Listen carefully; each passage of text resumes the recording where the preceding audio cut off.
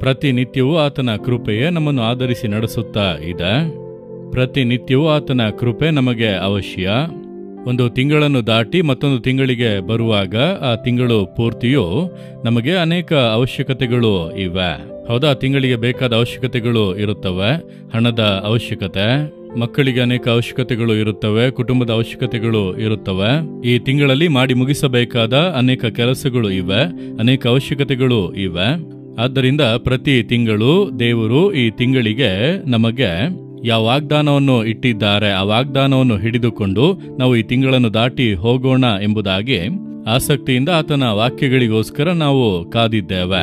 ಸತ್ಯವೇದವನ್ನು ಓದುವಾಗ ದೇವರು ತನ್ನ ಮಕ್ಕಳನ್ನು ಕರೆಯುವಾಗ, ಒಂದು ಕಾರ್ಯವನ್ನು ಮಾಡುವುದಕ್ಕೆ ದೇವರವರಿಗೆ ಕಟ್ಟಲೆ ಕೊಡುವಾಗ ದೇವರು ವಾಗ್ದಾನವನ್ನು ಕೊಟ್ಟು ಕಳುಹಿಸುತ್ತಾರೆ. ಕಟ್ಟಲೆಯನ್ನು ಕೊಡುತ್ತಾರೆ, ವಾಗ್ದಾನವನ್ನು ಕೂಡ ಕೊಡುತ್ತಾರೆ. ಆ ವಾಗ್ದಾನವನ್ನು ಹಿಡಿದುಕೊಂಡು ಅವರ ಕಾರ್ಯವನ್ನು ನೆರವೇರಿಸುವುದನ್ನು ನಾವು ನೋಡಬಹುದು. ಅದನ್ನು ನನ್ನ ಜೀವಿತದಲ್ಲಿ ಅಭ್ಯಾಸವಾಗಿ ಮಾಡಿಕೊಂಡು ನಾನು ಏನೇ ಕಾರ್ಯವನ್ನು ಮಾಡಿದರೂ ದೇವರು ನನಗೆ ಕೊಡುವಂತ ಕಟ್ಟಲೆ, ನನಗೆ ಕೊಟ್ಟಿರುವಂತ ಸೇವೆಯನ್ನು ನೆರವೇರಿಸುವುದಕ್ಕೆ ಕಾದಿದ್ದು ಪ್ರಾರ್ಥನೆ ಮಾಡಿ ಆತನ ವಾಗ್ದಾನವನ್ನು ಹೊಂದಿಕೊಳ್ಳುವುದು. ಆ ವಾಗ್ದಾನವನ್ನು ಇಟ್ಟು ಪ್ರಾರ್ಥನೆ ಮಾಡುವಾಗ ಅದರಂತೆ ಜಯವನ್ನು ಹೊಂದಿ ಮುಂದೆ ಸಾಗುವುದನ್ನು ನೋಡಬಹುದು. ಆ ಒಂದು ಅಭ್ಯಾಸದಲ್ಲಿಯೇ ಪ್ರತಿಯೊಬ್ಬ ದೇವ ಮಕ್ಕಳು ಪ್ರತಿಯೊಂದು ದಿನದಲ್ಲೂ ಪ್ರತಿಯೊಂದು ಕಾರ್ಯದಲ್ಲೂ ದೇವರನ್ನು ಆಶ್ರಯಿಸಿಕೊಂಡು ಬಾಳುವಂತೆ ಆತನ ವಾಗ್ದಾನವನ್ನು ಹಿಡಿದುಕೊಂಡು ತಮ್ಮ ಜೀವಿತದಲ್ಲಿ ಮುಂದೆ ಸಾಗುವುದಕ್ಕೆ ಅದಕ್ಕಾಗಿರುವಂಥ ವಾಗ್ದಾನದ ಸಂದೇಶವನ್ನು ದೇವರ ನಡೆಸುವಿಕೆಯ ಪ್ರಕಾರ ನಾನು ನಿಮಗೆ ಕೊಡುತ್ತಾ ಇದ್ದೇನೆ. ಕೆಲವರಿಗೆ ಇದರಲ್ಲಿ ನಂಬಿಕೆ ಇಲ್ಲ, ಹಾಗಾಗಿ ಅವರ ನಂಬಿಕೆ ತಪ್ಪೆಂಬುದಾಗಿ ಕೂಡ ಹೇಳುವುದಕ್ಕಾಗದು. ಅವರ ನಂಬಿಕೆ ವಿಭಿನ್ನವಾದದ್ದು. ನಂಬಿಕೆಯಲ್ಲಿ ಬಲಹೀನತೆ ಉಳ್ಳವರನ್ನು ಬಲಪಡಿಸುವಂತೆ ದೇವರು ಈ ವಾಗ್ದಾನಗಳನ್ನು ಕೊಟ್ಟು ಧೈರ್ಯಪಡಿಸುತ್ತಾ ಇದ್ದಾರೆ.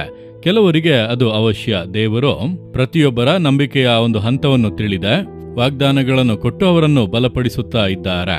ಆದ್ದರಿಂದಲೇ ದೇವರು ಇಂದು ನಿಮಗೊಂದು ವಾಗ್ದಾನವನ್ನು ಕೊಟ್ಟು ನಿಮ್ಮನ್ನು ಆಶೀರ್ವದಿಸುವುದಕ್ಕೆ ಬಯಸುತ್ತಾರೆ. ಅದು ದೇವರ ಮೇಲಿರುವಂತ ನಿಮ್ಮ ಪ್ರೀತಿಯನ್ನು ಹೆಚ್ಚಿಸುತ್ತದೆ, ದೇವರ ಮೇಲಿರುವಂತ ನಿಮ್ಮ ನಂಬಿಕೆಯನ್ನು ಹೆಚ್ಚಿಸುತ್ತದೆ. ಆದ್ದರಿಂದ ಈ ದಿನದಲ್ಲಿ ಕೂಡ ಆಸಕ್ತಿಯಿಂದ ವಾಗ್ದಾನಕ್ಕಾಗಿ ಕಾದಿದ್ದೀರಿ. ದೇವರು ನಿಮಗೊಂದು ವಾಗ್ದಾನವನ್ನು ಕೊಟ್ಟಿದ್ದಾರೆ. ನಾನು ಈ ತಿಂಗಳಿಗಾಗಿ ಪ್ರಾರ್ಥನೆ ಮಾಡಿದಾಗ ದೇವರು ಕೊಟ್ಟಂತ ಒಂದು ವಾಗ್ದಾನ ಕೀರ್ತನೆಗಳು 37:5 ವಾಕ್ಯ.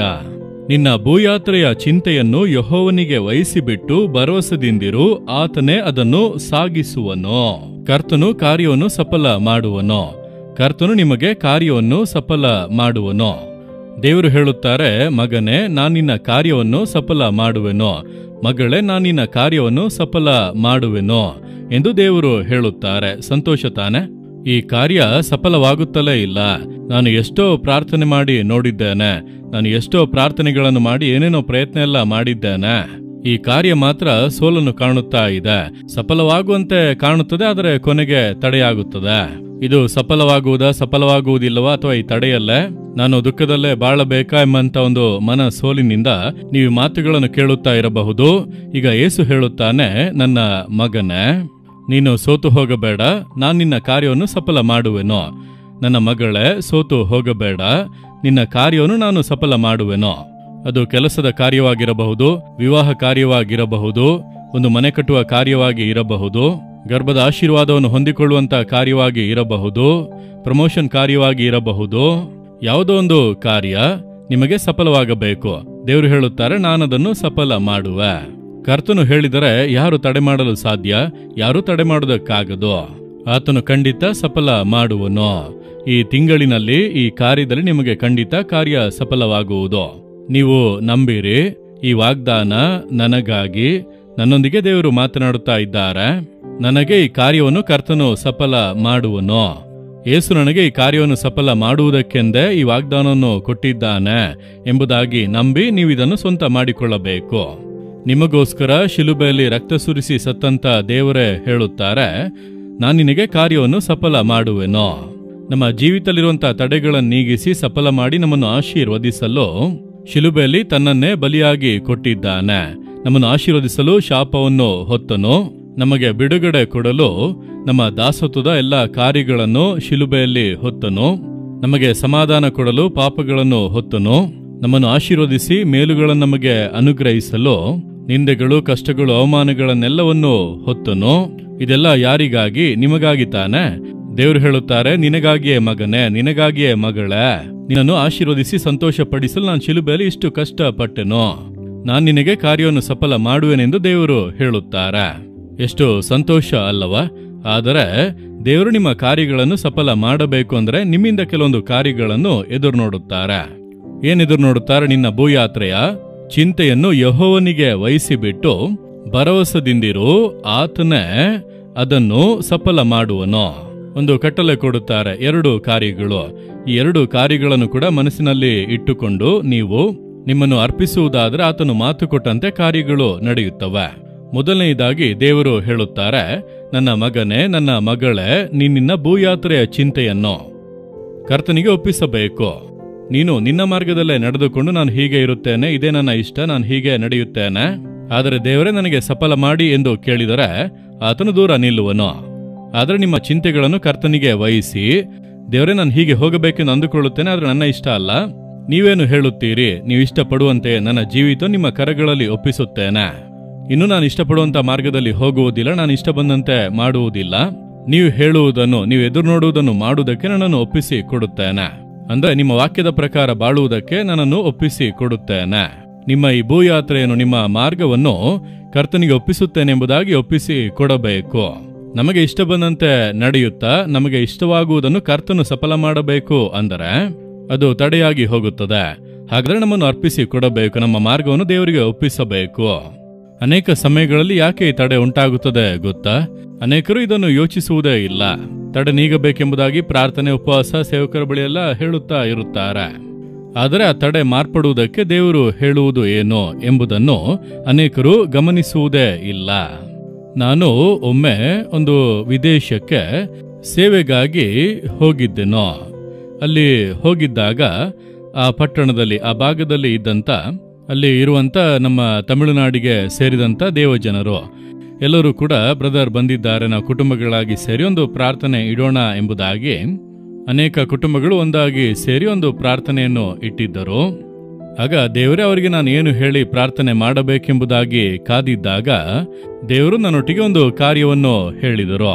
ಕೆಲವರ ಕಾರ್ಯಗಳು ತಡೆಯಾಗಿ ನಿಂತಿದೆ. ಅವರೆಲ್ಲ ನನ್ನ ಮಕ್ಕಳೇ, ರಕ್ಷಿಸಲ್ಪಟ್ಟವರೇ, ಚೆನ್ನಾಗಿ ಪ್ರಾರ್ಥನೆ ಮಾಡುತ್ತಾರೆ, ಆದರೆ ಸಫಲವಾಗುತ್ತಿಲ್ಲ ಎಂಬುದಾಗಿ ಕಳವಳದಲ್ಲಿ ಇದ್ದಾರೆ. ಅದರಲ್ಲಿ ಒಂದು ಕಾರ್ಯ ಇದೆ, ನೀನು ಅವರಿಗೆ ಅದನ್ನು ಹೇಳಿ ಪ್ರಾರ್ಥನೆ ಮಾಡಿದರೆ ನಾನು ತಡೆಗಳನ್ನು ನೀಗಿಸಿ ಕಾರ್ಯಗಳನ್ನು ಸಫಲ ಮಾಡುವೆನು ಎಂಬುದಾಗಿ. ಸರಿ ದೇವರೇ, ನಾನೇನು ಹೇಳಬೇಕು ಎಂದು ಕೇಳಿದಾಗ ದೇವರು ಹೇಳಿದ ಕೆಲ ಕಾರ್ಯಗಳಲ್ಲಿ ಒಂದು ವಾಕ್ಯ, ಪರಿಶುದ್ಧ ಮಾರ್ಕನು ಬರೆದಂತ ಸುವಾರ್ತೆ 11ನೇ ಅಧ್ಯಾಯ 25ನೇ ವಾಕ್ಯ. ಅದರಲ್ಲಿ ದೇವರು ಹೇಳುತ್ತಾರೆ, ನೀವು ನಿಂತು ಪ್ರಾರ್ಥನೆ ಮಾಡುವಾಗ ಯಾರ ಮೇಲಾದರೂ ನಿಮಗೆ ಏನಾದರೂ ವಿರೋಧ ಇದ್ದರೆ ಅವನಿಗೆ ಕ್ಷಮಿಸಿರಿ, ಕ್ಷಮಿಸಿದರೆ ಪರಲೋಕದಲ್ಲಿರುವ ನಿಮ್ಮ ತಂದೆಯೂ ಸಹ ನಿಮ್ಮ ತಪ್ಪುಗಳನ್ನು ನಿಮಗೆ ಕ್ಷಮಿಸಿ ಬಿಡುವನು. ಮಾರ್ಕ 11:25ರಲ್ಲಿ ದೇವರು ಈ ವಾಕ್ಯವನ್ನು ಹೇಳುತ್ತಾರೆ, ನೀವು ನಿಂತು ಪ್ರಾರ್ಥನೆ ಮಾಡುವಾಗ. ಅಂದರೆ ನಾವು ಯಾವುದೇ ಕಾರ್ಯವಾಗಿದ್ದರೂ ದೇವರ ಮುಂದೆ ಪ್ರಾರ್ಥನೆ ಮಾಡುತ್ತೇವಲ್ಲವಾ, ಆ ರೀತಿ ನೀವು ದೇವರ ಮುಂದೆ ನಿಂತು ಕಾರ್ಯವನ್ನು ಸಫಲ ಮಾಡೆಂಬುದಾಗಿ ಕೇಳುವಾಗ, ಇದನ್ನು ನನಗೆ ಕೊಡಿರಿ, ಆಶೀರ್ವಾದ ನನಗೆ ಕೊಡಿರಿ ಎಂಬುದಾಗಿ ನೀವು ಕೇಳುವಾಗ, ಆ ರೀತಿ ನೀವು ಬೇಡಿಕೊಳ್ಳುವಾಗ ಯಾರ ಮೇಲಾದರೂ ನಿಮಗೆ ಒಂದು ವಿರೋಧ ಇದ್ದರೆ, ಯಾರಿಂದಲಾದರೂ ನೀವು ಬಾಧಿಸಲ್ಪಟ್ಟಿರಬಹುದು, ಅವರು ನಿಮ್ಮನ್ನು ಗಾಯಗೊಳಿಸಿರಬಹುದು, ಅವರ ನಿಮಿತ್ತ ನಿಮಗೊಂದು ಬೇಸರ ಉಂಟಾಗಿರಬಹುದು, ಒಂದು ವೇಳೆ ನಿಮ್ಮ ಸ್ವಂತ ಕುಟುಂಬದ ಸಂಬಂಧದಲ್ಲೇ ಇರಬಹುದು, ನೀವು ಕೆಲಸ ಮಾಡುವಂತಹ ಸ್ಥಳದಲ್ಲಿ ಇರಬಹುದು, ಅಥವಾ ನೀವು ವಾಸವಾಗಿರುವಂಥ ಆ ವಾತಾವರಣದಲ್ಲಿ, ನಿಮ್ಮ ಅಪಾರ್ಟ್ಮೆಂಟ್ನಲ್ಲಿ, ನಿಮ್ಮ ಗ್ರಾಮದಲ್ಲಿ, ನಿಮ್ಮ ಪಟ್ಟಣದಲ್ಲಿ ಇರಬಹುದು, ಅಥವಾ ನೀವು ಕೆಲಸ ಮಾಡುವಂಥ ಸ್ಥಳದಲ್ಲಿ, ಓದುವಲ್ಲಿ, ಬಿಸ್ನೆಸ್ ಮಾಡುವಂಥ ಸ್ಥಳದಲ್ಲಿ ಕೆಲ ಮನುಷ್ಯರಿಂದ ನೀವು ಬಾಧಿಸಲ್ಪಟ್ಟು ಬೇಸರದಲ್ಲಿ ಇರಬಹುದು. ಒಂದು ವೇಳೆ ನಿಮ್ಮ ಸಭೆಯಲ್ಲಿ ಕೂಡ ಕೆಲವೊಂದು ಕಾರ್ಯಗಳು ನಿಮಗೆ ಬೇಸರವನ್ನು ಉಂಟು ಮಾಡಿರಬಹುದು. ಅದರಿಂದ ನಿಮ್ಮ ಹೃದಯದಲ್ಲಿ ಒಂದು ಬೇಸರ, ಒಂದು ಕಹಿತನ, ಅವರ ನೋಡುವಾಗಲೇ ಒಂದು ಸಂಕಟವಾಗುತ್ತದೆ, ಸಂತೋಷವಾಗಿ ಮಾತನಾಡೋದಕ್ಕಾಗದು. ಸ್ತೋತ್ರ ಹೇಳಿದರೂ ಕೂಡ ಏನೋ ಕಾಟಾಚಾರಕ್ಕೆ ಬೇಕಾಬಿಟ್ಟು ಹೇಳುವಂಥದ್ದು, ಉಲ್ಲಾಸವಾಗಿ ಮಾತನಾಡಲು ಆಗುತ್ತಿಲ್ಲ. ಅದು ನಿಮ್ಮ ಸಂತೋಷವನ್ನು ಬಾಧಿಸುತ್ತಾ ಇದೆ. ನಿಮಗೆ ಚೆನ್ನಾಗಿ ಗೊತ್ತು, ಇವರು ಬಂದರೆ ನನ್ನ ಮನಸ್ಸು ಬಾಧಿಸಲ್ಪಡುತ್ತದೆ, ಇವರನ್ನು ನೋಡಿದರೆ ನನ್ನ ಹೃದಯ ಬಾಧಿಸಲ್ಪಡುತ್ತದೆ, ಅವರನ್ನು ನೆನಪಿಸಿಕೊಂಡರೆ ಬಾಧೆ ಬರುತ್ತದೆ. ನನ್ನನ್ನು ಈ ರೀತಿಯಾಗಿ ಹೇಳಿದವರಲ್ಲವಾ, ಬಾಧಿಸಿದವರು ತಾನೇ, ಸುಳ್ಳು ಆಪಾದನೆ ಮಾಡಿರಬಹುದು, ನಿಮಗೆ ವಿರೋಧವಾಗಿ ಕೆಲವೊಂದು ಕಾರ್ಯಗಳನ್ನು ಮಾಡಿರಬಹುದು. ಯಾರೋ ಒಬ್ಬರಿಂದ ನೀವು ಬಾಧಿಸಲ್ಪಟ್ಟಿರುವುದರಿಂದ ಒಂದು ಬೇಸರ, ಅಥವಾ ನಿಮ್ಮಿಂದ ಯಾರಾದರೂ ಒಬ್ಬರು ಬಾಧಿಸಲ್ಪಟ್ಟಿರುವುದರಿಂದ ಅವರನ್ನು ನೋಡುವಾಗ ನಿಮಗೊಂದು ದುಃಖ, ನಾವು ಈ ರೀತಿ ಮಾಡಿದೆವಲ್ಲ, ಮಾತನಾಡಿದೆವಲ್ಲ, ಅದರಿಂದ ಬಾಧಿಸಲ್ಪಟ್ಟರಲ್ಲ ಎಂಬಂತ ದುಃಖ ಕೂಡ ನಿಮಗೆ ಇರಬಹುದು. ಯಾವುದೋ ಒಂದು ವಿಧದಲ್ಲಿ ನಿಮ್ಮ ಹೃದಯದಲ್ಲಿ ಒಂದು ಬೇಸರ ಇದೆ. ನಿಮ್ಮಿಂದ ಬಾಧಿಸಲ್ಪಟ್ಟವರು ನಿಮಗೆ ಗೊತ್ತು.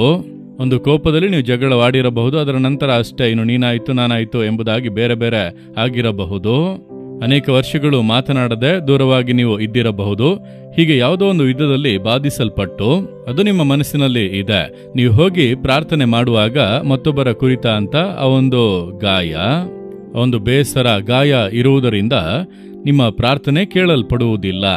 ದೇವರು ನಿಮ್ಮ ಪ್ರಾರ್ಥನೆಗೆ ಉತ್ತರ ಕೊಡುವುದಿಲ್ಲ. ನಿಮ್ಮ ಕಾರ್ಯವನ್ನು ಸಫಲ ಮಾಡುವುದಿಲ್ಲ. ಅದುವೇ ತಡೆ.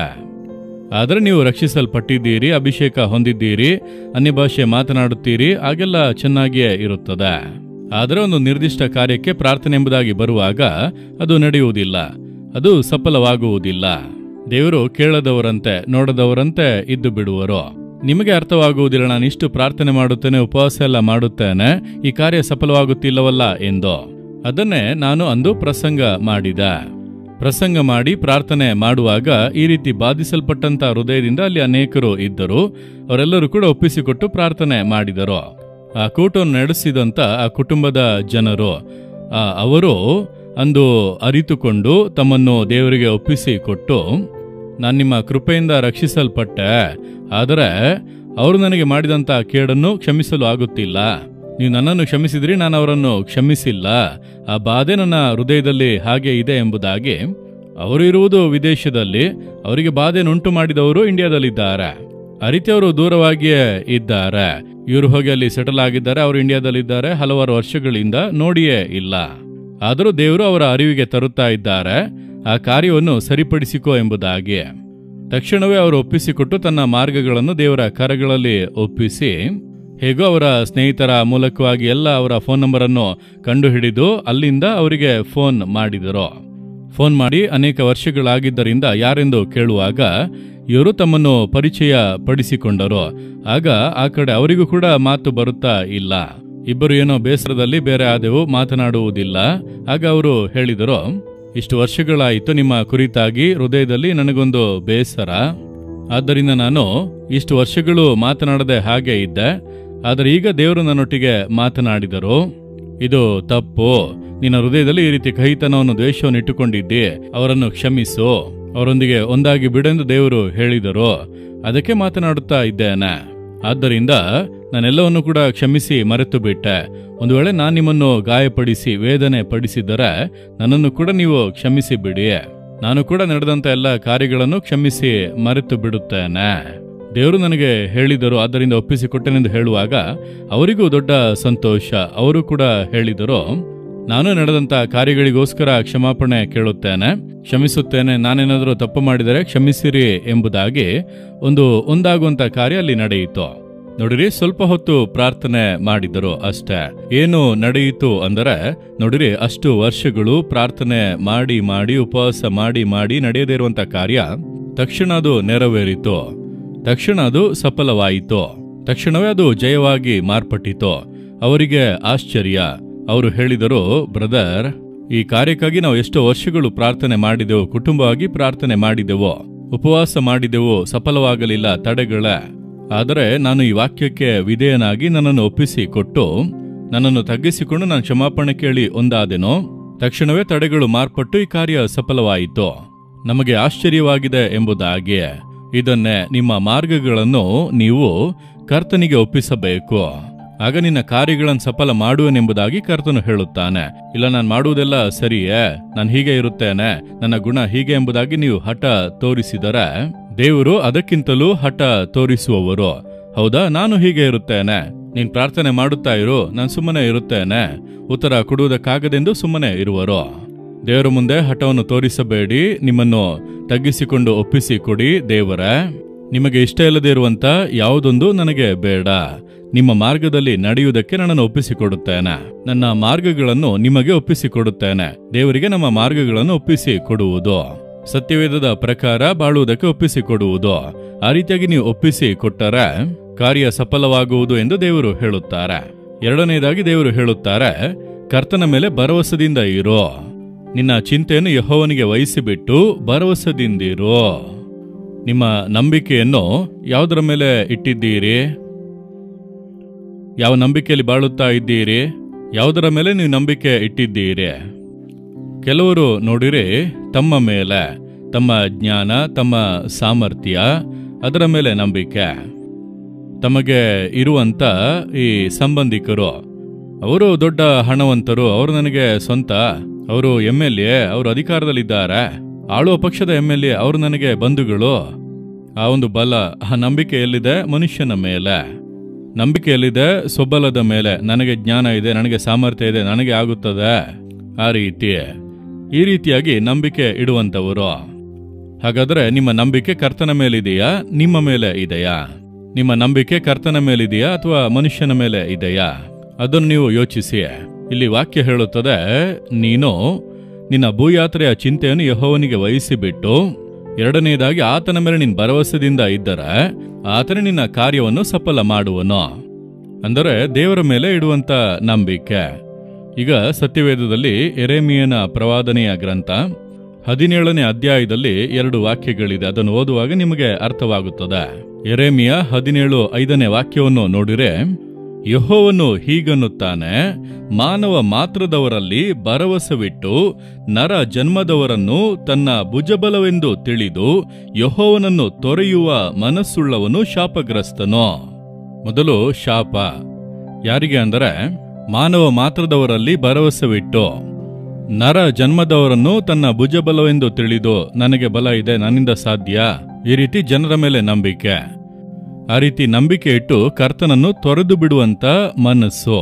ನಿಮ್ಮ ಹೃದಯ ನಿಮಗೆ ತಿಳಿಯದೆ ಕರ್ತನನ್ನು ಬಿಟ್ಟು ಅಗಲುತ್ತದೆ ಎಂಬುದನ್ನು ನೀವು ಮರೆತು ಬಿಡಬಾರದು.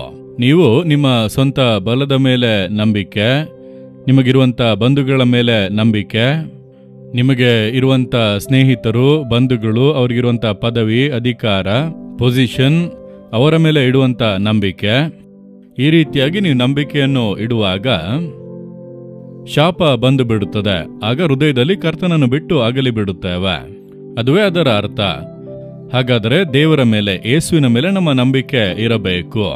ಅದುವೇ ಬಹಳ ಮುಖ್ಯವಾದಂಥ ಒಂದು ಕಾರ್ಯ. ಹಾಗಾದರೆ ನಿಮ್ಮ ನಂಬಿಕೆ ಯಾವುದರ ಮೇಲಿದೆ? ಯಾರ ಮೇಲೆ ಇಟ್ಟಿದ್ದೀರಿ? ನಾನು ಚೆನ್ನಾಗಿ ಓದಿದ್ದೇನೆ, ನನಗೆ ಎಕ್ಸ್ಪೀರಿಯನ್ಸ್ ಎಲ್ಲ ಇದೆ, ನನ್ನ ಎಕ್ಸ್ಪೀರಿಯನ್ಸ್ಗೆ ಎಲ್ಲಿ ಬೇಕಾದರೂ ಕೆಲಸ ಸಿಗುತ್ತದೆ. ಆ ರೀತಿ ನಿಮ್ಮ ಮೇಲೆ, ನಿಮ್ಮ ಸ್ವಬಲದ ಮೇಲೆ, ನಿಮ್ಮ ಸಾಮರ್ಥ್ಯದ ಮೇಲೆ ನಂಬಿಕೆ ಇಟ್ಟಿದ್ದೀರಾ? ಒಂದು ಚಿಕ್ಕ ವ್ಯಾಧಿ ಬಂದರೆ ಮುಗಿಯಿತು, ಒಂದು ಚಿಕ್ಕ ಅಪಘಾತ ಸಂಭವಿಸಿದರೆ ಮುಗಿಯಿತು. ಎಷ್ಟು ದೊಡ್ಡ ಪರಾಕ್ರಮಶಾಲಿಯಾಗಿದ್ದವರು ಹಾಸಿಗೆ ಹಿಡಿದಿರುವುದನ್ನು ನಾನು ನೋಡಿದ್ದೇನೆ. ಕ್ಷಣ ಮಾತ್ರದಲ್ಲಿ ಎಲ್ಲವೂ ಮುಗಿದು ಹೋಗುತ್ತದೆ. ಅಂದರೆ ದೇವರು ನಮ್ಮನ್ನು ಕಾಪಾಡುತ್ತಾ ಇದ್ದಾರಲ್ಲ, ಆತನೇ ನಮ್ಮ ನಂಬಿಕೆ ಎಂಬುದಾಗಿ ಆತನ ಮೇಲೆ ನಾವು ನಂಬಿಕೆಯನ್ನು ಇಡಬೇಕು. ಅದುವೇ ದೇವರ ಎದುರು ನೋಡುವಿಕೆ. ಹಾಗಾಗಿ ಸ್ವಬಲದ ಮೇಲೆ ಅಲ್ಲ, ಸ್ವಜ್ಞಾನದ ಮೇಲೆ ಅಲ್ಲ, ನಮಗೆ ಇರುವಂತ ಅವಕಾಶಗಳ ಮೇಲೆ ಅಲ್ಲ, ಕರ್ತನೇ ನಮ್ಮ ನಂಬಿಕೆ. ಆತನು ಎಲ್ಲವನ್ನೂ ನೋಡಿಕೊಳ್ಳುವನು, ಆತನು ನನಗೆ ಎಲ್ಲವೂ. ಆದ್ದರಿಂದ ನಾನು ಆತನನ್ನು ಆಶ್ರಯಿಸಿಕೊಳ್ಳುತ್ತೇನೆ, ಆತನ ಮೇಲೆ ನಂಬಿಕೆಯನ್ನು ಇಡುವುದು, ಕರ್ತನೇ ನನ್ನ ನಂಬಿಕೆ ಎಂಬುದಾಗಿ ಹೇಳುವುದು. ಅದುವೇ ಬಹಳ ಪ್ರಾಮುಖ್ಯವಾದ ವಿಷಯ. ಹಾಗಾದರೆ ನೀವು ಯೋಚಿಸಿ ನೋಡಿರಿ, ಯಾರ ಮೇಲೆ ನೀವು ನಂಬಿಕೆಯನ್ನು ಇಟ್ಟಿದ್ದೀರಿ? ಯಾವುದರ ಮೇಲೆ ನೀವು ನಂಬಿಕೆಯನ್ನು ಇಟ್ಟಿದ್ದೀರಿ? ನಿಮ್ಮ ಮೇಲೆ, ನಿಮ್ಮ ಕುಟುಂಬಸ್ಥರ ಮೇಲೆ, ನಿಮ್ಮ ವಿದ್ಯಾಭ್ಯಾಸದ ಮೇಲೆ, ಸಾಮರ್ಥ್ಯದ ಮೇಲೆ ನಂಬಿಕೆ ಇಟ್ಟಿದ್ದೀರಾ? ಹೃದಯದಲ್ಲಿ ಕರ್ತನನ್ನು ಬಿಟ್ಟು ಅಗಲಿದ್ದೀರಿ ಎಂಬುದಾಗಿ ಅರ್ಥ. ತಮ್ಮ ಹೃದಯದಲ್ಲಿ ಕರ್ತನನ್ನು ಬಿಟ್ಟು ಅಗಲುವಂಥವರು. ಹೊರಗೆ ನೀವು ದೇವರ ಬಗ್ಗೆ ಮಾತನಾಡುವಿರಿ, ಕರ್ತನು ಅನ್ನುವಿರಿ, ಕರ್ತನ ಮೇಲೆ ನಂಬಿಕೆ ಎಲ್ಲವನ್ನೂ ಕೂಡ ಹೇಳುತ್ತೀರಿ, ಆದರೆ ಹೃದಯದಲ್ಲಿ ಕರ್ತನನ್ನು ಬಿಟ್ಟು ಅಗಲಿದ್ದೀರಿ. ಅದಕ್ಕೆ ಕರ್ತನು ನಿಮ್ಮೊಟ್ಟಿಗೆ ಮಾತನಾಡುತ್ತಾ ಇದ್ದಾನೆ. ಹಾಗಾದರೆ ನೀವು ಯಾರ ಮೇಲೆ ನಂಬಿಕೆ ಇಟ್ಟಿದ್ದೀರಿ ಎಂಬುದಾಗಿ ಯೋಚಿಸಿ ನೋಡಿರಿ.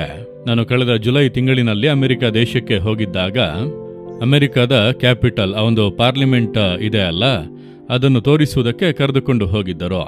ಅಲ್ಲಿರುವಂಥ ದೇವಜನ ನನಗೆ ಪಾಸ್ ಎಲ್ಲ ತೆಗೆದುಕೊಂಡಿದ್ದರು. ನಾವು ಪಾರ್ಲಿಮೆಂಟ್ ಕಟ್ಟಡದೊಳಗೆ ಹೋದ ಸಮಯ ಅಲ್ಲಿ ಅಮೆರಿಕದ ಪಾರ್ಲಿಮೆಂಟ್ ಸಭೆ ನಡೆಯುತ್ತಾ ಇತ್ತು. ಅದು ಬಜೆಟ್ ದಿನವಂತೆ. ಬಜೆಟ್ಗಾಗಿ ಆ ದಿವಸ ತೀರ್ಮಾನವನ್ನೆಲ್ಲ ತೆಗೆದುಕೊಳ್ಳುವರಂತೆ. ಆ ದಿವಸ ಅದಕ್ಕಾಗಿ ವೋಟಿಂಗ್ ಎಲ್ಲ ಮಾಡಿ, ಆಳುವಂಥ ಪಕ್ಷ, ವಿರೋಧ ಪಕ್ಷ ಎಲ್ಲರೂ ಕೂಡ ಅಲ್ಲಿ ಇದೆ. ಅದಕ್ಕಾಗಿ ಒಂದು ಸ್ಪೀಚ್ ಕೊಡುತ್ತಾ ಇದ್ದಾರೆ. ಬಜೆಟ್ನ ಬಗ್ಗೆ ಅಲ್ಲಿ ಡಿಸ್ಕಷನ್ ನಡೆಯುತ್ತಾ ಇದೆ. ಆಗ ಒಬ್ಬರು ಮಾತನಾಡುತ್ತಿದ್ದರು. ನಾವು ಮೇಲೆ ಬಾಲ್ಕನಿಯಿಂದ ನೋಡುತ್ತಾ ಇದ್ದೇವೆ, ಕೆಳಗೆ ಮಾತನಾಡುತ್ತಿದ್ದಾರೆ. ಅವರ ಮಾತುಗಳಿಗೆ ಎಲ್ಲರೂ ಕೂಡ ಎದ್ದು ನಿಂತು ಚಪ್ಪಾಳೆ ತಟ್ಟುತ್ತಾರೆ. ಕೆಲವೊಮ್ಮೆ ಅವರ ಮಾತುಗಳಿಗೆ ವಿರೋಧ ಪಕ್ಷದಲ್ಲಿರುತ್ತಾರಲ್ಲ, ಅವರು ಕೂಡ ಎದ್ದು ಕೈ ತಟ್ಟುತ್ತಿದ್ದಾರೆ. ನನಗೆ ಆಶ್ಚರ್ಯ, ಇದೇನಿದು, ಅವರ ಮಾತುಗಳು ಅಷ್ಟು ಬಲಿಷ್ಠವಾಗಿದೆ, ಈ ರೀತಿ ಮಾತನಾಡುತ್ತಾ ಇದ್ದಾರಲ್ಲ ಎಂಬುದಾಗಿ ನಾನು ಗಮನಿಸಿದೆ. ಅವರು ಯಾರೆಂದು ನನಗೆ ತಿಳಿಯಲಿಲ್ಲ. ಹಾಗೆ ಗಮನಿಸುತ್ತಾ ಇದ್ದೆ. ನಂತರ ನನಗೆ ಹೇಳಿದರು, ಅವರು ಅಮೆರಿಕಾದ 3ನೇಯ ಒಬ್ಬ ವ್ಯಕ್ತಿ. ಮೊದಲನೆಯ ವ್ಯಕ್ತಿ ಅಮೆರಿಕಾದ ಪ್ರೆಸಿಡೆಂಟ್, ಅಧ್ಯಕ್ಷರು. 2ನೇಯ ವ್ಯಕ್ತಿ ವೈಸ್ ಪ್ರೆಸಿಡೆಂಟ್, ಉಪಾಧ್ಯಕ್ಷರು. 3ನೇದಾಗಿ ಸ್ಪೀಕರ್ ಎಂದು ಹೇಳುತ್ತಾರೆ, ಸಭಾಧ್ಯಕ್ಷರು. ಅವರು ಶ್ರೀ ಮೈಕ್ ಜಾಕ್ಸನ್ ಎಂಬುದಾಗಿ ಬಹಳ ಪ್ರಬಲರಾದಂಥವರು, ಅವರೇ ಇವರು ಎಂಬುದಾಗಿ ಹೇಳಿದರು. ಕೊನೆಗೆ ಅವರು ತಮ್ಮ ಮಾತುಗಳನ್ನು ಮುಗಿಸುವಾಗ ಒಂದು ಕಾರ್ಯವನ್ನು ಹೇಳಿದರು. ಏನು ಹೇಳಿದರು ಗೊತ್ತಾ? We don't trust government, our trust is upon the lord ಎಂಬುದಾಗಿ ಹೇಳಿದರು. ನೋಡಿರೆ, ನಾವು ಸರ್ಕಾರದ ಮೇಲೆ ನಂಬಿಕೆಯನ್ನು ಇಟ್ಟಿಲ್ಲ, ನಾವು ದೇವರ ಮೇಲೆ ನಂಬಿಕೆ ಇಟ್ಟಿದ್ದೇವೆ. V trust in the lord ಎಂಬುದಾಗಿ ಹೇಳಿದರು. ನೋಡಿರೆ, ಆಗ ಎಲ್ಲರೂ ಕೂಡ ಎದ್ದು ನಿಂತು ಚಪ್ಪಾಳೆ ತಟ್ಟಿದರು. ಅಮೆರಿಕದ ಪಾರ್ಲಿಮೆಂಟ್ನಲ್ಲಿ ನೋಡಿರೆ, ಅಷ್ಟು ದೃಢವಾಗಿ ಹೇಳಿದರು, ನಾವು ಕರ್ತನ ಮೇಲೆ ನಂಬಿಕೆಯನ್ನು ಇಟ್ಟಿದ್ದೇವೆ, ದೇವರ ಮೇಲೆ ನಮ್ಮ ನಂಬಿಕೆ ಎಂಬುದಾಗಿ. ಆದ್ದರಿಂದ ನೋಡಿರಿ, ಅಮೆರಿಕ ಎಂಬುದಾಗಿ ಒಂದು ಬಂದು 250 ವರ್ಷ ಆಗಿದೆ ಅಷ್ಟೇ. ಈಗ 249 ವರ್ಷ, ಮುಂದಿನ ವರ್ಷ ಬಂದರೆ 250 ವರ್ಷ ಅಷ್ಟೇ. ಆದರೆ ಸಾವಿರಾರು ವರ್ಷಗಳ ದೊಡ್ಡ ಇತಿಹಾಸಗಳನ್ನು ಒಳಗೊಂಡ ದೇಶಕ್ಕಿಂತ ಅದು ದೊಡ್ಡ ದೇಶವಾಗಿ ಸೂಪರ್ ಪವರ್ ಆಗಿ ನಿಂತಿದೆ. ಇಡೀ ಲೋಕವೇ ಅಲ್ಲಿ ಏನು ನಡೆಯುತ್ತಾ ಇದೆ ಎಂಬುದಾಗಿ ನೋಡುತ್ತಾ ಇದೆ. ಅಷ್ಟರ ಮಟ್ಟಿಗೆ ಅವರು ಆಶೀರ್ವದಿಸಲ್ಪಟ್ಟು ಸಕ್ಸಸ್ ಆಗಿ ಘನತೆಯನ್ನು ಹೊಂದುವುದಕ್ಕೆ ಕಾರಣ ಏನು? ಅಲ್ಲಿ ಆಳ್ವಿಕೆ ಮಾಡಿದಂಥ ಹೆಚ್ಚಿನ ನಾಯಕರು ಯೇಸುವಿನ ಮೇಲೆ ನಂಬಿಕೆ ಹೊಂದಿದ್ದವರು. ನಮ್ಮ ನಂಬಿಕೆ ಕರ್ತನೆ, ಆತನೇ ನಮ್ಮ ಭರವಸೆ, ಆತನೇ ನಮ್ಮ ನಂಬಿಕೆ ಎಂಬುದಾಗಿ ಆ ಒಂದು ನಂಬಿಕೆಯನ್ನು ಅವರ ಕರೆನ್ಸಿ, ಆ ನೋಟ್ ಮೇಲೆ ಇನ್ ಗಾಡ್ ವಿ ಟ್ರಸ್ಟ್, ದೇವರನ್ನು ನಾವು ನಂಬುತ್ತೇವೆಂದು ಅವರ ಡಾಲರ್ ಆ ಒಂದು ನೋಟ್ನ ಮೇಲೆ ಮುದ್ರಿಸಿದ್ದಾರೆ, ನಾಣ್ಯದ ಮೇಲೆ ಅದನ್ನು ಮುದ್ರಿಸಿದ್ದಾರೆ. ದೇವರ ಮೇಲೆ ಇಟ್ಟಿರುವಂಥ ನಂಬಿಕೆಯನ್ನು ಪ್ರಕಟಪಡಿಸುತ್ತಾ ಇದ್ದಾರೆ. ಆದ್ದರಿಂದ ಆ ದೇಶ ಉನ್ನತಕ್ಕೇರಿರುವುದನ್ನು ನಾವು ನೋಡಬಹುದು. ನನಗೆ ಪ್ರಿಯರಾದವರ, ಈಗ ನಿಮ್ಮ ನಂಬಿಕೆ ಯಾರ ಮೇಲೆ ಇದೆ ಎಂಬುದಾಗಿ ಯೋಚಿಸಿ ನೋಡಿರಿ. ಯಾರ ಮೇಲೆ ನೀವು ಭರವಸೆಯನ್ನು ಇಟ್ಟಿದ್ದೀರಿ? ನಿಮ್ಮ ಸಾಮರ್ಥ್ಯದ ಮೇಲೆ ಇಟ್ಟಿದ್ದೀರಾ? ನನ್ನಿಂದ ಸಾಧ್ಯ, ನನಗೆ ಆಗುತ್ತದೆ, ನನಗೆ ಬಹಳ ಎಕ್ಸ್ಪೀರಿಯನ್ಸ್ ಎಲ್ಲ ಇದೆ, ನನಗೆ ಎಷ್ಟು ಅನುಭವಗಳೆಲ್ಲ ಇದೆ, ನೋಡೋಣ ಎಂದು ಹೇಳುತ್ತೀರಾ? ನನಗೆ ತಿಳಿದವರೆಲ್ಲ ದೊಡ್ಡ ದೊಡ್ಡ ವ್ಯಕ್ತಿಗಳು, ದೊಡ್ಡ ಹಣವಂತರು, ಪೊಸಿಷನ್ನಲ್ಲಿ ಇದ್ದಾರೆ, ಅಧಿಕಾರದಲ್ಲಿ ಇದ್ದಾರೆ, ನೋಡೋಣ, ಅವರ ಮೇಲಿರುವಂಥ ನಂಬಿಕೆಯಿಂದ ಮಾತನಾಡುತ್ತೀರಾ? ನನ್ನ ಮೇಲೆಯೋ, ನನ್ನ ಸಾಮರ್ಥ್ಯದ ಮೇಲೆಯೋ, ನನಗೆ ತಿಳಿದಿರುವ ಮನುಷ್ಯರ ಮೇಲೆಯೋ ಅಲ್ಲ, ಕರ್ತನ ಮೇಲೆ ನನ್ನ ನಂಬಿಕೆ. ಯೇಸುವೇ ನನ್ನ ನಂಬಿಕೆ. ಆತನು ನೋಡಿಕೊಳ್ಳುವನು, ಆತನು ನಡೆಸುವನು, ಆತನು ಸಹಾಯ ಮಾಡುವನು, ಆತನೇ ನಮಗೆ ಎಲ್ಲವೂ. ಕರ್ತನನ್ನು ಆಶ್ರಯಿಸಿಕೊಳ್ಳುವುದು. ಅದೇ 7ನೇ ವಾಕ್ಯದಲ್ಲಿ ನೋಡಿರೆ, ಯಾವನು ಯೆಹೋವನಲ್ಲಿ ನಂಬಿಕೆ ಇಟ್ಟಿದ್ದಾನೋ, ಯಾವನಿಗೆ ಯೆಹೋವನು ಭರವಸವಾಗಿದ್ದಾನೋ ಅವನು ಧನ್ಯನೋ, ಆಶೀರ್ವದಿಸಲ್ಪಟ್ಟವನೋ. ಹಾಗಾದರೆ ಹೃದಯದಲ್ಲಿ ಕರ್ತನನ್ನು ಬಿಟ್ಟು ಅಗಲುವವನು ಶಪಿಸಲ್ಪಟ್ಟವನೋ. ಒಂದು, ನೀವು ಶಾಪದೊಳಗೆ ಇರಬೇಕು ಅಥವಾ ಆಶೀರ್ವಾದದೊಳಗೆ ಇರಬೇಕು. ನೀವು ಕರ್ತನ ಮೇಲೆ ನಂಬಿಕೆ ಇಟ್ಟು ಆತನನ್ನೇ ಆಶ್ರಯಿಸಿಕೊಂಡರೆ ನೀವು ಆಶೀರ್ವದಿಸಲ್ಪಟ್ಟವರು, ನೀವು ಧನ್ಯರು. ಆದರೆ ಮನುಷ್ಯರ ಮೇಲೆ ನಂಬಿಕೆ ಇಟ್ಟು, ಸ್ವಂತ ಬಲದ ಮೇಲೆ ನಂಬಿಕೆಯನ್ನಿಟ್ಟು ಹೃದಯದಲ್ಲಿ ಕರ್ತನನ್ನು ಬಿಟ್ಟು ಅಗಲಿದರೆ ಶಪಿಸಲ್ಪಟ್ಟವರಾಗಿರುತ್ತೇವೆ ಎಂಬುದಾಗಿ ವಾಕ್ಯ ಹೇಳುತ್ತದೆ. ಈಗ ಅರ್ಥವಾಯ್ತಾ ನಿಮ್ಮ ಜೀವಿತದಲ್ಲಿ ಯಾಕೆ ಈ ಶಾಪ ಹಿಂಬಾಲಿಸುತ್ತಾ ಇದೆ? ಯಾಕೆ ತಡೆಗಳು, ಯಾಕೆ ಸಫಲವಾಗುತ್ತಾ ಇಲ್ಲ? ಯೋಚಿಸಿ ನೋಡಿರಿ, ನಿಮ್ಮ ನಂಬಿಕೆ ಯಾರ ಮೇಲೆ ಇದೆ, ಯಾವುದರ ಮೇಲೆ ಇದೆ ಎಂಬುದಾಗಿ. ಆದ್ದರಿಂದ ಇಂದು ನೀವು ಮನ ತಿರುಗಿ, ದೇವರೇ, ನನ್ನನ್ನು ನಾನು ನಂಬುತ್ತಾ ಇಲ್ಲ, ನನ್ನ ಸ್ವಂತ ಬಂಧುಗಳು, ಅಧಿಕಾರದಲ್ಲಿರುವವರನ್ನು ನಾನು ನಂಬುತ್ತಾ ಇಲ್ಲ, ನನ್ನ ನಂಬಿಕೆ ಪೂರ್ತಿಯು ಯೇಸುವೆ, ನನ್ನ ಕರ್ತನು, ನೀವೇ ನನ್ನ ನಂಬಿಕೆ ದೇವರ, ನಿಮ್ಮನ್ನೇ ನಾನು ನಂಬಿದ್ದೇನೆ, ಆಶ್ರಯಿಸಿಕೊಳ್ಳುತ್ತೇನೆಂಬುದಾಗಿ ಹೇಳಿರಿ. ಅದ್ಭುತ ನಡೆಯುವುದನ್ನು ಕಾಣುವಿರಿ, ನಿಮ್ಮ ಕಾರ್ಯ ಸಫಲವಾಗುವುದು. ದೇವರು ಹೇಳುತ್ತಾರೆ, ಯೆಹೋವನ ಮೇಲೆ ಭರವಸೆ ನೀಡಿರಿ, ಕಾರ್ಯ ಸಫಲವಾಗುವುದು. ಈ ದಿವಸ ಯೋಚಿಸಿ ನೋಡಿರಿ, ಯಾವುದರ ಮೇಲೆ ನಂಬಿಕೆ ಇಟ್ಟಿದ್ದೀರಿ ಎಂಬುದಾಗಿ. ಕೆಲವರಿಗೆ ಸೇವಕನ ಮೇಲೆ ನಂಬಿಕೆ, ಆದ್ದರಿಂದ ಸೇವಕನನ್ನು ಹೆಚ್ಚಾಗಿ ಹುಡುಕುತ್ತಾರೆ, ಅವರಿಗೆ ಪ್ರಾಮುಖ್ಯತೆ ಕೊಡುತ್ತಾರೆ, ಅವರನ್ನು ದೇವರಂತೆ ಕಾಣುತ್ತಾರೆ. ನೀವು ನಮಗೆ ದೇವರಂತೆ ಇಲ್ಲ, ಆ ರೀತಿ ಹೇಳಬಾರದು. ಮನುಷ್ಯನು ದೇವರಾಗುವುದಕ್ಕೆ ಸಾಧ್ಯವಿಲ್ಲ, ದೇವರಿಗೆ ಘನತೆಯನ್ನು ಕೊಡಬೇಕು. ಹೌದು, ದೇವರು ಅವರೇ, ಆದರೆ ಎರಡನೆಯವರು ನೀವು ಎಂದು ಹೇಳುವರು, ಅದು ಕೂಡ ತಪ್ಪೆ. ಒಬ್ಬ ಸೇವಕ ಅನ್ನುವಾಗ ದೇವರಿಂದ ಉಪಯೋಗವಾಗುವಂತ ಒಬ್ಬ ಆಳು ಅಷ್ಟೇ. ನಿಮಗೆ ಮೇಲುಗಳು ಉಂಟಾಗುವಂತೆ ಅವನನ್ನು ಕೆಲಸಗಾರನಾಗಿ ಇಟ್ಟಿದ್ದಾರೆ. ಕರ್ತನಿಗೂ ಅವರಿಗಿರುವಂತ ಸಂಬಂಧ ಬೇರೆ. ಆದರೆ ನೀವು ಕರ್ತನ ಮೇಲೆಯೇ ನಂಬಿಕೆಯನ್ನು ಇಡಬೇಕು. ಕರ್ತನು ಉಪಯೋಗಿಸುತ್ತಾ ಇರುವಂತ ಸೇವಕನ ಮೇಲೆ ಅಲ್ಲ, ಸೇವಕನನ್ನು ಉಪಯೋಗಿಸುತ್ತಾ ಇರುವಂತ ಕರ್ತನ ಮೇಲೆ ನಿಮ್ಮ ನಂಬಿಕೆ ಇರಬೇಕು. ನೀವು ಯಾವುದನ್ನು ನಂಬುತ್ತಾ ಇದ್ದೀರಾ? ಕರ್ತನೇ ನನ್ನ ನಂಬಿಕೆ, ಆತನೇ ನಮ್ಮ ನಂಬಿಕೆ, ನಾನು ಆತನನ್ನು ಆಶ್ರಯಿಸಿದ್ದೇನೆ. ಸರಿ, ಸೇವಕರು ತಾನೇ ಪ್ರಾರ್ಥನೆ ಮಾಡುತ್ತಿರುವುದು, ಇವರು ಪ್ರಾರ್ಥನೆ ಮಾಡಿದರೆ ತಾನೇ ಅದ್ಭುತ ನಡೆಯುವುದು. ನಾನು ಅವರನ್ನೆಲ್ಲ, ಅವರನ್ನು ಉಪಯೋಗಿಸುವಂತ ಕರ್ತನನ್ನು ನಂಬುತ್ತೇನೆ, ಆತನನ್ನು ಆಶ್ರಯಿಸಿಕೊಳ್ಳುತ್ತೇನೆ ಎಂಬುದಾಗಿ ಹೇಳುವಂಥದ್ದು. ಆಗ ಕರ್ತನು ಅದ್ಭುತಗಳನ್ನು ಮಾಡುವುದನ್ನು ನೀವು ನೋಡಬಹುದು. ಒಮ್ಮೆ ಇದೇ ರೀತಿ ಈ ಪೌಳಿಯೊಡಕಿನ ಪ್ರಾರ್ಥನೆ ನಡೆಯುತ್ತದಲ್ವ, ಅನೇಕರು ಬಂದು ಪೌಳಿಯೊಡಕಿನ ಪ್ರಾರ್ಥನೆಗೆ ಸಾವಿರಾರು ಗಟ್ಟಲೆ ಜನರು ಬರುತ್ತಾರೆ ದೇಶಕ್ಕಾಗಿ ಪ್ರಾರ್ಥಿಸಲು. ಅದಕ್ಕೆಂದೇ ಹೆಚ್ಚಿನ ಜನರು ಬರುತ್ತಾರೆ. ಇನ್ನೊಂದು ಚಿಕ್ಕ ಗುಂಪು ಇದ್ದಾರೆ, ನಮಗೆ ಒಳ್ಳೆಯದಾಗಬೇಕು, ನಮಗೆ ಒಂದು ಆಶೀರ್ವಾದ ಸಿಗಬೇಕು, ಸೌಖ್ಯ ಬೇಕು ಎಂಬುದಾಗಿ ಬರುವಂತವರು ಕೂಡ ಸ್ವಲ್ಪ ಜನ ಇರುತ್ತಾರೆ. ಆಗ ಕೊನೆಯದಾಗಿ ರೋಗಿಗಳಿಗೋಸ್ಕರ ಪ್ರಾರ್ಥನೆ ಮಾಡುವಾಗ ಕೆಲವರಿಗೆ ಅದ್ಭುತ ನಡೆಯುತ್ತದೆ, ಸೌಖ್ಯ ಉಂಟಾಗುತ್ತದೆ, ಬಂದು ಸಾಕ್ಷಿ ಹೇಳುತ್ತಾರೆ. ಹಾಗೆ ಒಂದು ದಿನ ಪೌಳಿಯೊಡಕಿನ ಪ್ರಾರ್ಥನೆ ಇರುವಾಗ ಅಂದು ಮುಂಜಾನೆ ಎದ್ದು ನಾನು ಪ್ರಾರ್ಥನೆ ಮಾಡುತ್ತಾ ಇದ್ದೆ. ಆಗ ನಾನು, ದೇವರೇ, ಇಷ್ಟು ದೊಡ್ಡ ಜನರ ಗುಂಪು ಬರುತ್ತಾರೆ, ಅದರ ಅದ್ಭುತ ಒಂದು 5-10 ಜನರಿಗೆ ಮಾತ್ರ ನಡೆಯುತ್ತದೆ, ಬಂದು ಸಾಕ್ಷಿ ಹೇಳುತ್ತಾರೆ. ಇಷ್ಟು ಸಾವಿರಾರು ಜನರು ಬರುತ್ತಾರೆ, ಆದರೆ ಕೆಲವರಿಗೆ ಮಾತ್ರ ತಾನೇ ಅದ್ಭುತ ನಡೆಯುತ್ತದೆ. ಎಲ್ಲರಿಗೂ ಯಾಕೆ ಅದ್ಭುತ ನಡೆಯಬಾರದು?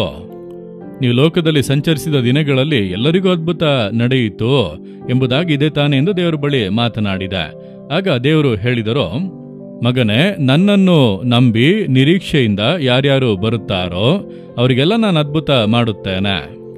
ಕೆಲವರು ನಿನ್ನನ್ನು ನಂಬಿ ಬರುತ್ತಾರೆ, ಮೋಹನ್ ಲಾಜರಸ್ ಪ್ರಾರ್ಥನೆ ಮಾಡುತ್ತಾರೆ, ಮೋಹನ್ ಲಾಜರಸ್ ನೋಡಿಕೊಳ್ಳುತ್ತಾರೆ, ಮೋಹನ್ ಲಾಜರಸ್ ನನಗೆ ಅದ್ಭುತ ಮಾಡುತ್ತಾರೆ, ಅದನ್ನು ಮಾಡುತ್ತಾರೆ, ಸೌಖ್ಯವನ್ನು ಕೊಡಿಸಿ ಬಿಡುತ್ತಾರೆ, ಬಿಡುಗಡೆ ಕೊಡಿಸಿ ಬಿಡುತ್ತಾರೆ ಎಂದು ನಿನ್ನನ್ನು ನಂಬಿತಾನೆ ಬರುತ್ತಾರೆ. ನಾನು ಅವರಿಗೆ ಯಾಕೆ ಅದ್ಭುತ ಮಾಡಬೇಕು? ಅದುವೇ ಅನೇಕರ ಮಿಸ್ಟೇಕ್. ಅವರು ನಿನ್ನನ್ನು ಉಪಯೋಗಿಸುವಂತ ದೇವರ ಮೇಲೆ ನಂಬಿಕೆ ನೀಡದೆ ನಾನು ಉಪಯೋಗಿಸುತ್ತಾ ಇರುವಂತ ಸೇವಕನಾಗಿರುವ ನಿನ್ನ ಮೇಲೆ ನಂಬಿಕೆ ಇಟ್ಟಿದ್ದಾರೆ. ಆಗ ಅವರ ಹೃದಯ ನನ್ನನ್ನು ಬಿಟ್ಟು ಅಗಲಿ ಸೇವಕನ ಕಡೆಗೆ ಹೋಗುತ್ತಾ ಇದೆ. ಹಾಗೆ ಹೃದಯದಲ್ಲಿ ನನ್ನನ್ನು ಬಿಟ್ಟು ಅಗಲುವಂತವರು ಶಾಪಗ್ರಸ್ತರಾಗಿ ಬಿಡುತ್ತಾರೆ. ಅವರಿಗೆ ಅರಿಯದೆ ಸೇವಕರನ್ನು ತಾನೇ ಪ್ರೀತಿಸುತ್ತೇವೆ, ಸೇವಕರನ್ನು ತಾನೇ ಹೊಗಳುತ್ತೇವೆ, ಅವರು ತಾನೇ ಮುಖ್ಯ, ಹಾಗೆ ಹೇಳಿದೆ ಹೀಗೆ ಹೇಳಿದೆ ಎಂಬುದಾಗಿ ಸೇವಕನನ್ನು ದೇವರಾಗಿ ಮಾಡಿದಿರಿ ಅಂದುಕೊಳ್ಳಿ, ಶಾಪವೇ ಉಂಟಾಗುತ್ತದೆ, ಏನು ನಡೆಯುವುದಿಲ್ಲ, ಸಫಲವಾಗುವುದಿಲ್ಲ. ಹಾಗಾದರೆ ಹೇಳಿರಿ, ಇದುವರೆಗೂ ಯಾಕೆ ನಿಮ್ಮ ಜೀವಿತದಲ್ಲಿ ಕಾರ್ಯ ಸಫಲವಾಗಿಲ್ಲ? ದೇವರು ಮಾತನಾಡುತ್ತಾ ಇದ್ದಾರಲ್ಲ, ಕಾರ್ಯಗಳನ್ನು ಸರಿಪಡಿಸಿಕೊಳ್ಳಬೇಕಲ್ಲ, ಇಂದು ಒಪ್ಪಿಸಿಕೊಡಿರಿ. ದೇವರೇ, ನನ್ನ ಭೂಯಾತ್ರೆಯ ಚಿಂತೆಯನ್ನು ಒಪ್ಪಿಸಿಕೊಡುತ್ತೇನೆ, ನೀವೇ ನನ್ನ ಏಕೈಕ ಭರವಸೆ, ನನಗೆ ನಿಮ್ಮನ್ನು ಬಿಟ್ಟರೆ ಯಾರೂ ಇಲ್ಲ, ನೀವೇ ಎಂಬುದಾಗಿ ಒಪ್ಪಿಸಿಕೊಡಿ. ನನಗೋಸ್ಕರ ಶಿಲುಬೆಯಲ್ಲಿ ಸತ್ತು ಜೀವದಿಂದ ಎದ್ದೀರಿ, ನೀವೇ ಎಂಬುದಾಗಿ ಹೇಳಿರಿ. ಹಿಂದೆ ಅದ್ಭುತ ನಡೆಯುತ್ತದೆ, ಕಾರ್ಯ ಸಫಲವಾಗುತ್ತದೆ. ಒಪ್ಪಿಸಿ ಕೊಡುತ್ತೀರಾ? ಪ್ರಾರ್ಥನೆ ಮಾಡೋಣವ? ಹಾಗೆ ಕಣ್ಣುಗಳನ್ನು ಮುಚ್ಚಿರಿ. ಯೇಸುವಿನ ಪ್ರಸನ್ನತೆಯನ್ನು ಅನುಭವಿಸಿರಿ. ಯೇಸುವೆ ಸ್ತೋತ್ರ ಎಂಬುದಾಗಿ ಹೇಳಿರಿ. ಯೇಸುವೆ ನನ್ನೊಟ್ಟಿಗೆ ಮಾತನಾಡಿದಕ್ಕಾಗಿ ಸ್ತೋತ್ರ ದೇವರೇ ಎಂದು ಹೇಳಿರಿ. ಯೇಸುವೆ ನನಗೆ ಎಲ್ಲವನ್ನು ಸ್ಪಷ್ಟಪಡಿಸಿದ್ದಕ್ಕಾಗಿ ನಿಮಗೆ ವಂದನೆಗಳು, ಸ್ತೋತ್ರ, ವಂದನೆಗಳು ಎಂಬುದಾಗಿ ದೇವರನ್ನು ಸ್ತುತಿಸಿರಿ. ಈಗಲೇ ದೇವರೇ, ನೀವು ನನ್ನ ಪಕ್ಕದಲ್ಲಿ ನಿಂತಿದ್ದೀರಿ, ನನಗೆ ಅದ್ಭುತ ಮಾಡಲು ನನ್ನ ಹತ್ತಿರ ನಿಂತಿದ್ದೀರಿ, ನಾನದನ್ನು ನಂಬುತ್ತೇನೆ. ನಿಮಗೆ ಸ್ತೋತ್ರ ದೇವರೇ, ನಿಮಗೆ ಸ್ತೋತ್ರ. ಈಗಲೂ ಕೂಡ ದೇವರೇ, ಈಗೋ ಈ ಮಗನಿಗಾಗಿ ಮಗಳಿಗಾಗಿ ನಾನು ಪ್ರಾರ್ಥನೆ ಮಾಡುತ್ತೇನಪ್ಪ. ಅಯ್ಯೋ, ನಾನು ತಪ್ಪಾದ ವಿಷಯಗಳ ಮೇಲೆ ನಂಬಿಕೆಯನ್ನು ಇಟ್ಟೆ, ಹೃದಯದಲ್ಲಿ ನಿಮ್ಮನ್ನು ಬಿಟ್ಟು ನಾನು ಅಗಲಿ ಬಿಟ್ಟೆ, ನನ್ನನ್ನು ಕ್ಷಮಿಸಿರಿ, ನನ್ನನ್ನು ಕ್ಷಮಿಸಿರಿ. ಪುನಃ ನಿಮ್ಮ ಕಡೆಗೆ ನನ್ನನ್ನು ತಿರುಗಿಸಿಕೊಳ್ಳಿರಿ. ನೀವೇ ನನಗೆ ಎಲ್ಲವೂ, ನೀವೇ ನನಗೆ ನಂಬಿಕೆ, ನೀವೇ ನನಗೆ ಆಧಾರ, ನೀವೇ ನನಗೆ ಅದ್ಭುತ ಮಾಡುವಂತ ದೇವರೆಂಬುದಾಗಿ ಆಶ್ರಯಿಸಿಕೊಳ್ಳುತ್ತೇನೆ. ಆ ರೀತಿ ಪ್ರಾರ್ಥನೆ ಮಾಡುತ್ತಾ ಇರುವಂತ ಈ ಮಗನಿಗೆ, ಈ ಮಗಳಿಗೆ ದೇವರೇ ನೀವು ಕರುಣೆ ತೋರಿರಿ. ಅವರ ನಂಬಿಕೆಯನ್ನು ಘನಪಡಿಸುವಂತೆ ನಿಮ್ಮ ಶಕ್ತಿಯು ಅವರ ಶರೀರದೊಳಗೆ ಇಳಿಯಲಿ. ರೋಗದ ಕಟ್ಟುಗಳು ಕಡಿಯಲ್ಪಡಲಿ, ಬಲಹೀನತೆಗಳು ಯೇಸುವಿನ ನಾಮದಲ್ಲಿ ನೀಗಿ ಹೋಗಲಿ, ಮನಸ್ಸಿನ ಖಿನ್ನತೆಗಳು ಯೇಸುವಿನ ನಾಮದಲ್ಲಿ ನೀಗಿ ಸ್ಪಷ್ಟತೆ ಉಂಟಾಗಲಿ. ಎಲ್ಲ ಹೋರಾಟಗಳು, ಇಕ್ಕಟ್ಟುಗಳನ್ನು ಉಂಟು ಮಾಡುವಂತ ಸೈತಾನನ ಕ್ರಿಯೆಗಳು ನಾಶವಾಗಿ ಹೋಗಲಿ ಯೇಸುವಿನ ನಾಮದಲ್ಲಿ. ಈಗೋ ನೀವು ಮುಟ್ಟುತ್ತಾ ಇರುವುದಕ್ಕಾಗಿ ಸ್ತೋತ್ರ, ಬಿಡುಗಡೆ ಕೊಡುತ್ತಾ ಇರುವುದಕ್ಕಾಗಿ ಸ್ತೋತ್ರ, ಅದ್ಭುತ ಬದಲಾವಣೆಗಳನ್ನು ಉಂಟು ಮಾಡುತ್ತಾ ಇರುವುದಕ್ಕಾಗಿ ನಿಮಗೆ ಸ್ತೋತ್ರ, ಸ್ತೋತ್ರ, ಸ್ತೋತ್ರ. ಯಾವ ಯಾವ ಕಾರ್ಯಗಳಲ್ಲಿ ನನಗೆ ಅದ್ಭುತ ಬೇಕೆಂದು ಪ್ರಾರ್ಥಿಸುತ್ತಾ ಇದ್ದಾರೋ ಆ ಕಾರ್ಯಗಳಲ್ಲಿ ಅದ್ಭುತ ನಡೆಯಲಿ ಎಂಬುದಾಗಿ ಪ್ರಾರ್ಥಿಸುತ್ತೇನೆ. ಕೆಲಸಕ್ಕಾಗಿ ಪ್ರಾರ್ಥಿಸುವಂತ ಜನರಿಗೆ ಕೆಲಸಕ್ಕಾಗಿ ಮಾರ್ಗಗಳು ತೆರೆಯಲ್ಪಡಲಿ. ಬಿಸ್ನೆಸ್ಗಾಗಿ ಪ್ರಾರ್ಥಿಸುವಂತ ಜನರಿಗೆ ನಷ್ಟಗಳು ಲಾಭವಾಗಿ ಬದಲಾಗುವಂತೆ ಆಶೀರ್ವದಿಸಿರಿ. ದೇವರ ವಿವಾಹ ಕಾರ್ಯಕ್ಕಾಗಿ ಪ್ರಾರ್ಥಿಸುವಂತವರಿಗೆ ತಕ್ಕ ಸಂಗಾತಿಯನ್ನು ಕೊಟ್ಟು ಆಶೀರ್ವದಿಸಿರಿ. ದೇವರೇ, ಗರ್ಭದ ಆಶೀರ್ವಾದಕ್ಕಾಗಿ ಪ್ರಾರ್ಥಿಸುವಂತ ಮಕ್ಕಳಿಗೆ ಗರ್ಭದ ಆಶೀರ್ವಾದವನ್ನು ಅನುಗ್ರಹಿಸಿ ಸಂತತಿಯನ್ನು ಹೆಚ್ಚಿಸಿ ಸಂತೋಷಪಡಿಸಿ. ಈಗಲೇ ಒಂದು ಅದ್ಭುತ ನಡೆಯಲಿ, ಕಾರ್ಯವು ಸಿದ್ಧಿಗೆ ಬರಲಿ, ತಡೆಗಳೆಲ್ಲ ನೀಗಿ ಹೋಗಲಿ ಯೇಸುವಿನ ನಾಮದಲ್ಲಿ. ಈ ತಿಂಗಳಿನಲ್ಲಿ ಈ ಕಾರ್ಯಗಳನ್ನೆಲ್ಲ ನಿಮ್ಮ ಮಕ್ಕಳಿಗೆ ಸಫಲಪಡಿಸಿ ಕೊಡಿರಿ. ದೇವರು ಅದ್ಭುತ ಮಾಡಿದರೆಂಬುದಾಗಿ ಸಂತೋಷಿಸುವಂತೆ ಮಾಡಿರಿ. ಮತ್ತೊಬ್ಬರನ್ನು ಕ್ಷಮಿಸಿ ಒಂದಾಗುವಂತೆ ಕೃಪೆ ಕೊಟ್ಟಂತ ದೇವರು ಮತ್ತೊಬ್ಬರ ಮುಂದೆ ಸಾಕ್ಷಿಯಾಗಿ ನಿಂತು ನಿಮ್ಮನ್ನು ಮಹಿಮೆ ಪಡಿಸುವಂತೆ ಆಶೀರ್ವದಿಸಿರಿ. ಯೆಹೋವನೇ ಕಾರ್ಯವನ್ನು ಸಫಲ ಮಾಡುವನು. ನಾನು ಸಫಲ ಮಾಡುತ್ತೇನೆಂಬುದಾಗಿ ಮಾತು ಕೊಟ್ಟಂತೆ ಈಗಲೇ ಆ ತಡೆಗಳೆಲ್ಲವೂ ನೀಗಿ ಹೋಗಲಿ, ಕಾರ್ಯಗಳು ಸಫಲವಾಗಲಿ, ಅದ್ಭುತಗಳನ್ನು ಕಂಡು ನಿಮ್ಮ ಮಕ್ಕಳು ಹರ್ಷಿಸಲಿ. ಯೇಸು ಕ್ರಿಸ್ತನ ನಾಮದಲ್ಲಿ ಪ್ರಾರ್ಥಿಸುತ್ತೇವೆ ತಂದೆಯೇ. ಆಮೇನ್, ಆಮೇನ್.